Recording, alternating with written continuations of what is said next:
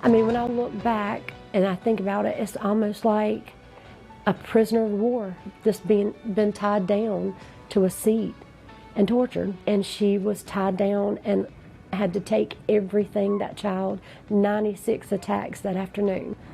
Every bite she felt, and she couldn't pull away from it. No, and all she could do was scream, and she was screaming. I mean, blood curdling screams. That's why I can't watch it. We can promulgate regulations in-house without the need of additional legislation. Where's the regs? Where have they been? This happened in 2018. I'm not about playing politics, and that's what this is. There's lives at stake. There's children at stake. Whoever fought the bill is playing politics with the children of South Carolina, and it is high time that it stopped, and it stopped right now.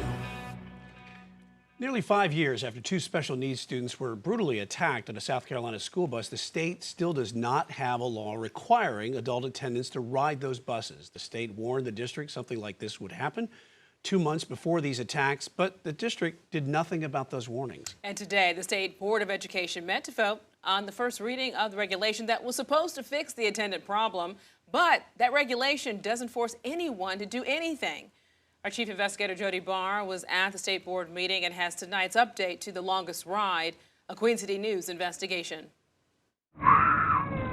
In the nearly 5 years since two children were attacked on a Chesterfield County special needs bus, where no adult attendant was on board, neither the State Department of Education nor the state legislature's done anything to keep this from ever happening again. But last December, Representative Richie Yao saw what happened on this bus in his home county and filed a bill that would have forced school districts to place an adult attendant on special needs buses with restrained children. This bill that you got in front of you has stemmed from an incident that happened in Chesterfield County. A child was a disabled child riding a special needs bus. The child was attacked numerous times, bite marks, bruise marks. Her head was beaten up against the chair.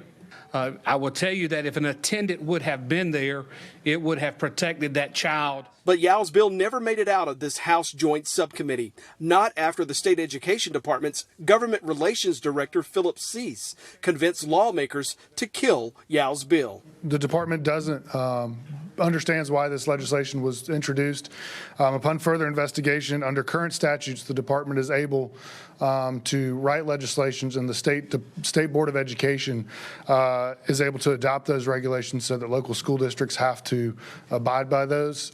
So we can promulgate regulations in-house without the need of additional legislation. The SCDOE came up with this, a regulation that told districts they should put an aide on special needs buses if an aide is available. I would like to welcome everyone today to the State Board meeting. Tuesday afternoon, the State Board had its first chance at dealing with the proposed regulation during its meeting in Columbia. My name is Patrick McLaughlin. I'm an attorney in Florence, South Carolina with the Wakila Law Firm. They heard first from the attorney who won nearly $2.5 million for the two nonverbal child victims in these attacks. I don't know who wrote this proposed amendment, but I can tell you this much: to get up in front of that joint subcommittee of the General Assembly and tell them that y'all were going to submit a reg that was going to do what Representative Yao's bills were meant to accomplish, whoever wrote this, if they claim that's what this reg does,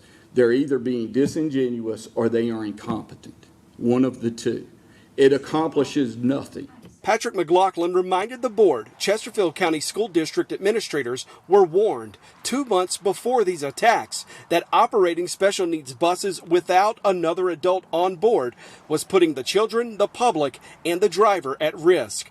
And the lawsuit depositions also contain testimony from the SCDOE's head of safety and transportation. The agency has always held the power to fix this, but the state did nothing until this video and our investigation went public. But 920 days ago, he admitted to me under oath as your representative, a 30B6 witness in a civil lawsuit, that y'all knew about two problems on special needs buses, two problems that could be fixed via regulation. and nothing has ever been done. Philip Cease told the board he'd gotten emails and letters from the public asking to turn the regulation into a mandate. But despite that, the agency did not add a mandate in the proposed regulation. All those in favor, please vote by saying aye. Aye. Any opposed? That motion carries. Thank you, Mr. Cease, for being here today. Voting to pass first reading as written. One state board member, though, on her first day on the job, appeared to recognize the risk in the regulation. If we have a situation, as the attorney explained, where a child is nonverbal and the child is injured, if we don't have an attendant present, would that not place our state in some legal jeopardy if something were to happen to a child in that situation? That's certainly a possibility. So our initial issue with Representative Zhao proposed legislation was that if you mandate aids for buses, the way that bill was drafted, if there's no aid, the bus does not run, which is problematic because we have aides and bus drivers call out sick every day.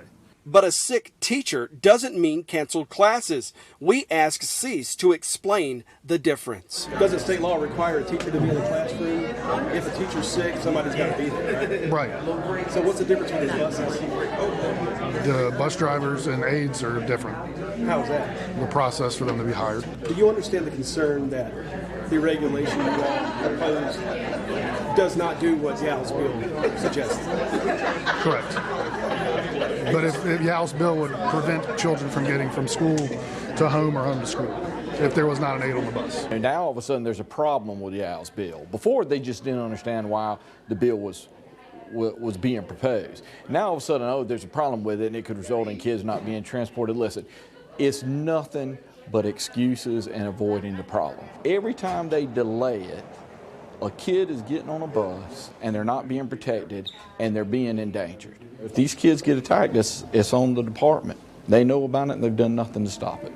Tuesday's vote was only the first of 2 public readings for this proposed regulation. The State Department of Education has reopened public comment on this proposed reg. You can send your written comments to the state between now and August 28th. The State Board of Education will meet back here in Columbia on September 12th, where the full board could either change the language of this proposed regulation or leave it as is. But whatever happens, lawmakers won't return to Columbia here until January, meaning that is the earliest this regulation could be approved by lawmakers. From the State House, Jody Barr, Queen City News investigates.